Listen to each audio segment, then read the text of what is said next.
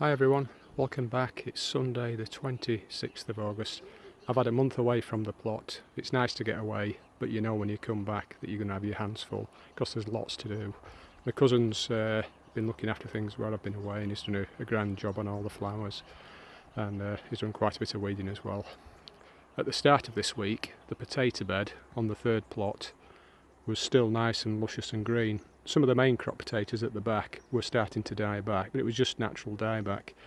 But then I had a few Smith alerts on my phone, I think on Tuesday, and by yesterday half of the potato tops had completely burned away. Hadn't gone down the stalks, just the leaf that was damaged. So I cut all the tops off last night on Saturday, and I've worked today, even though it's a Sunday, trying to catch up with work.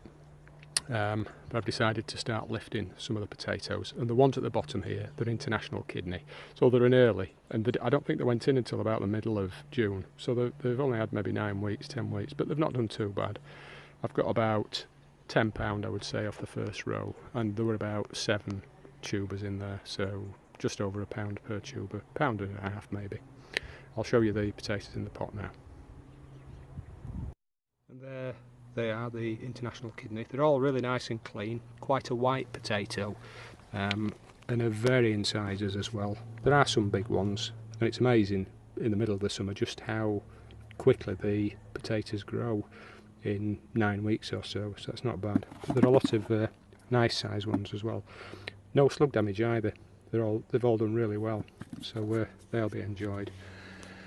I have another 2 rows of international kidney, and then I think I've got 6 or 7 rows of King Edward and Picasso.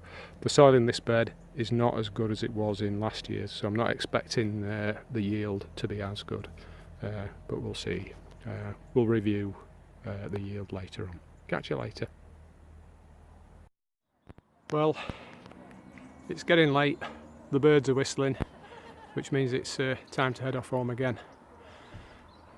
But as I said, I've got about £20 I would say. That's a 35 litre pot, and it's 3/4 full, so I think there's 18, 20, something like that. £1 per tuber, and that part of the bed has just been roughly raked over as well. So that's us done for today. It's getting dark now, so I'll catch you later in the week. Take care.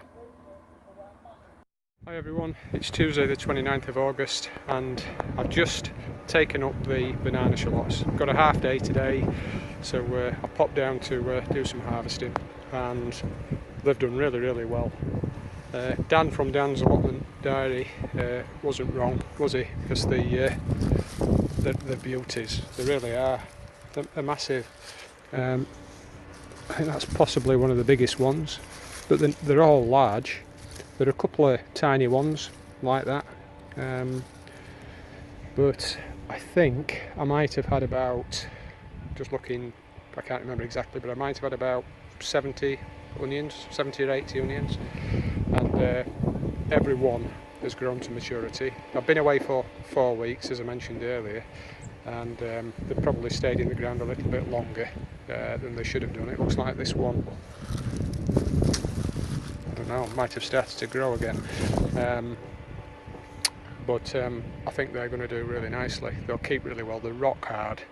I'm going to leave them for a while to dry off now, and then they'll get put in the stable. You have to excuse the state of the plot because it is 5 weeks since I've cut the grass, and it's appalling. I'm not going to show you it at this stage. You won't believe it if you saw it. So I'll get the grass cut if the weather holds off this afternoon. Otherwise it'll be about 2 foot long. So I've got some more jobs to do now. I've got to cut the tops off the second wave of Pentland javelin that we planted in mid-June, because they have been caught by the blight as well.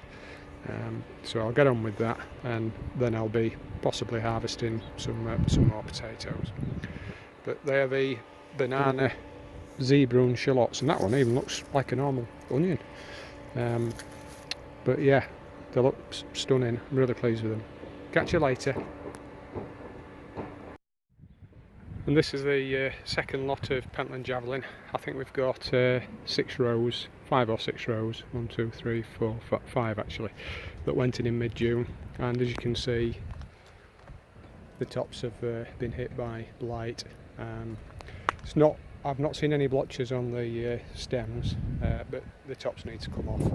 So I'm doing that now. I've just started, and you'll have to excuse the noise in the background because, as you can see, they're well on with the build of the residential care home in the neighbourhood.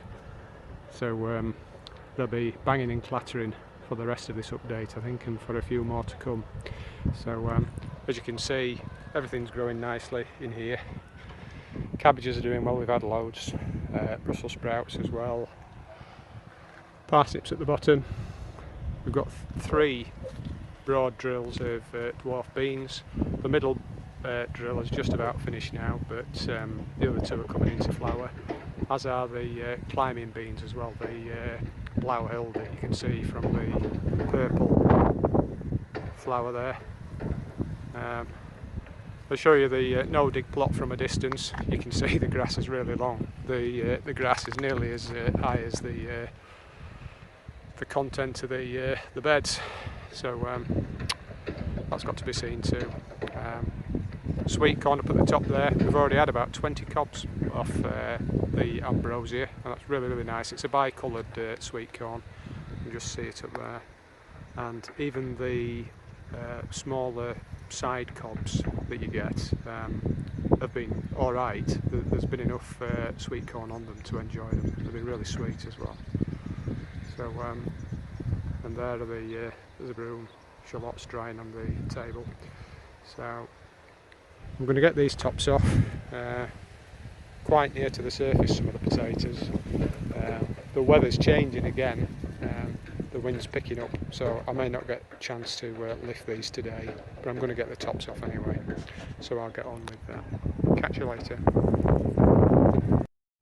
Hi everyone, welcome back. It's Saturday the 2nd of September, and it's the afternoon now. I spent this morning trying to tidy up the no-dig plot.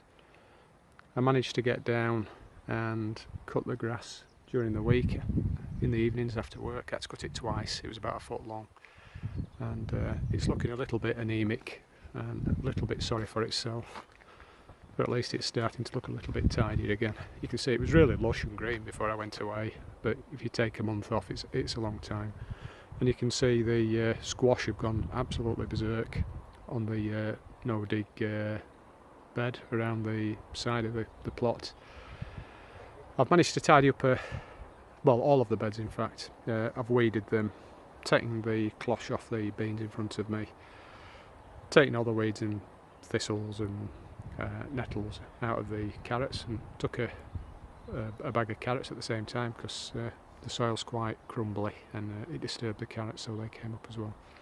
I also removed the ambrosia sweetcorn that was in the top bed next to the gate, and we had about 30 cobs on that. There were only 10 plants.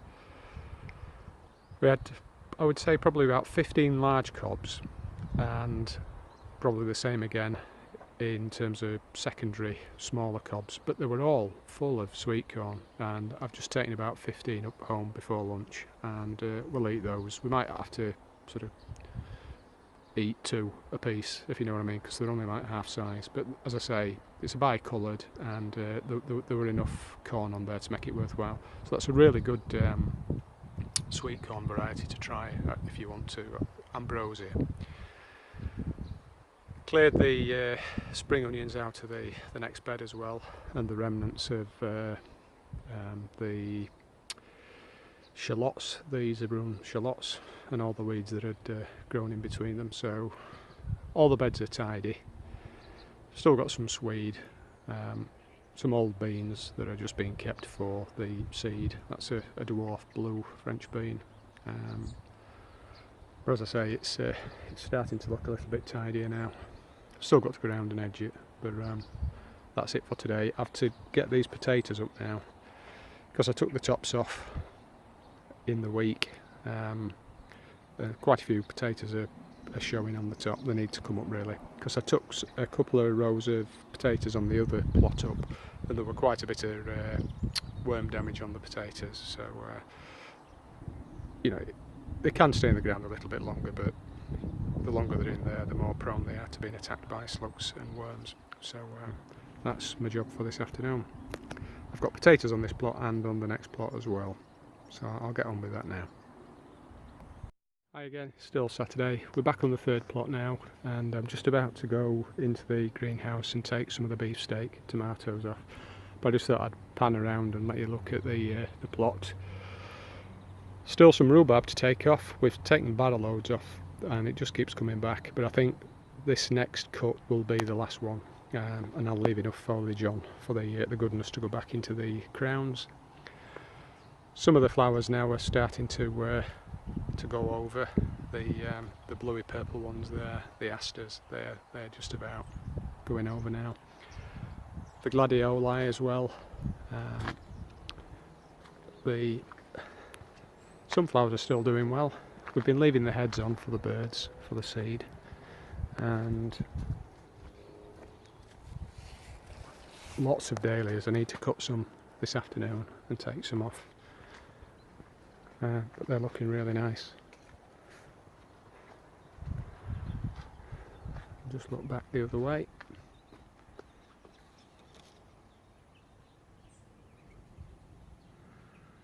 And there's still a lot of work to do, a lot of weeding and thinning out. There's beetroot here that's not been touched for a couple of months. But the raspberries have been amazing. I've been back now from holiday just over a week, about a week and a half, and I think we've taken 16 or 17 large punnets of raspberries off. Every day been taking 1 or 2, and on one day, because we'd not been down for a few days, we took 6. And each punnet weighs quite comfortably a kilo, I would say. And my cousin's taken about half a dozen off as well, so we're currently at about probably 22, 23 punnets of raspberries. And we've made raspberry sauces and coulis and lots of jam. But we're eating them fresh just about after every meal. Sweetcorn before every meal, and raspberries after every meal, because we've got that much. The sweetcorn on the half plot, on the fourth plot, that's to come off, and I'll just show you that now.